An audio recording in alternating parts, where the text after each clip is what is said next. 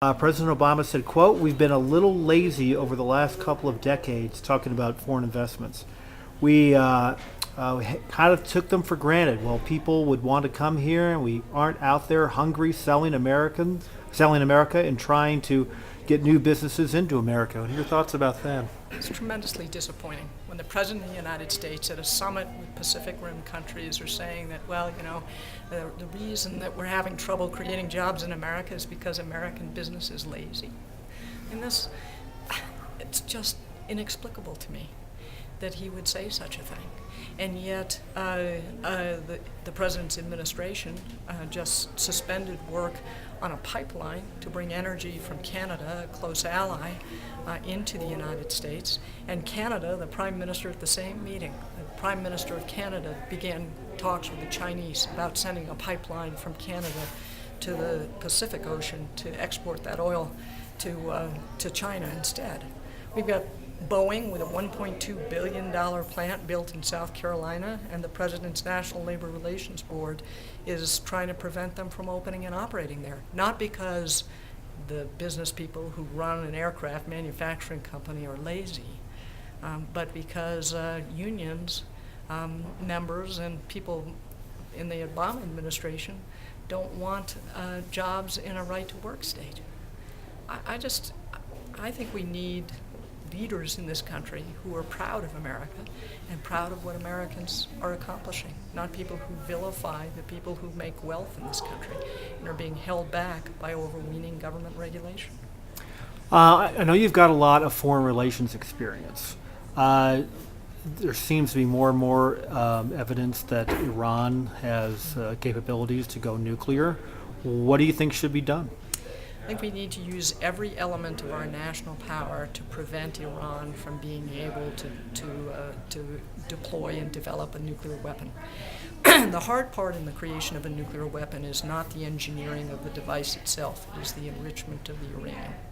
And we need to do everything we can using diplomatic pressure, financial pressure, intelligence operations, and to prevent that from ever being the case, and to prevent us from getting into a situation where the United States or one of its allies feels it has to take military action.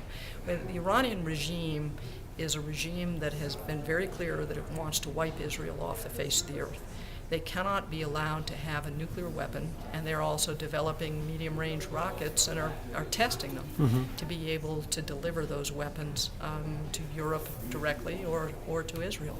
We just can't allow that to happen. Would you be in favor of a U.S. military intervention? I think we use all of our elements of national power, and you certainly never should take any of them off the table.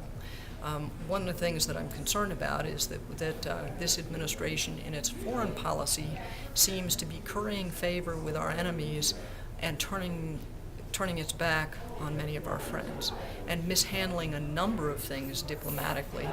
And take, for an example, the Palestinian Authority was just became a member of UNESCO, the United Nations Educational, Scientific, and Cultural Organization. Very similar thing happened under the Bush 40, I think it was Bush 41, and the United States was able to head it off.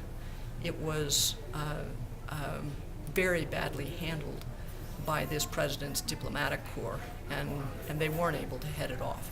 They didn't handle it well. So I'm concerned about our foreign policy not taking advantage of every lever that we have to make sure that Iran does not get a nuclear weapon. If the Israelis did something militarily, I mean, you've been around a while and you've talked to a lot of people, foreign and domestic.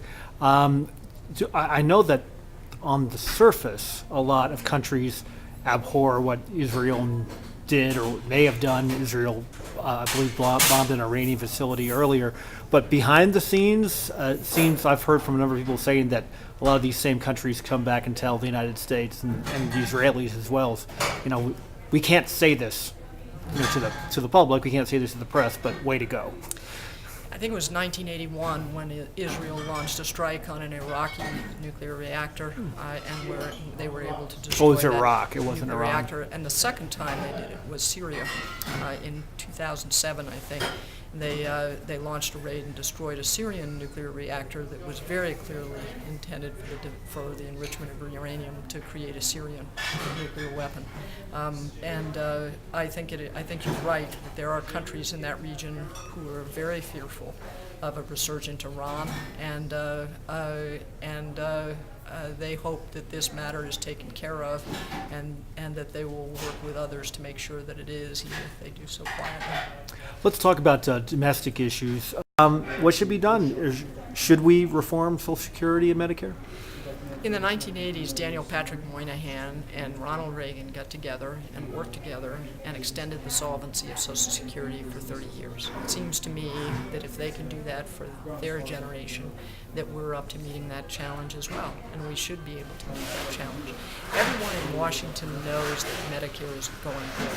What I haven't seen is proposals, either from the president or from the Democratic leadership in the Senate, to be able to make sure that it's solvent for the long term.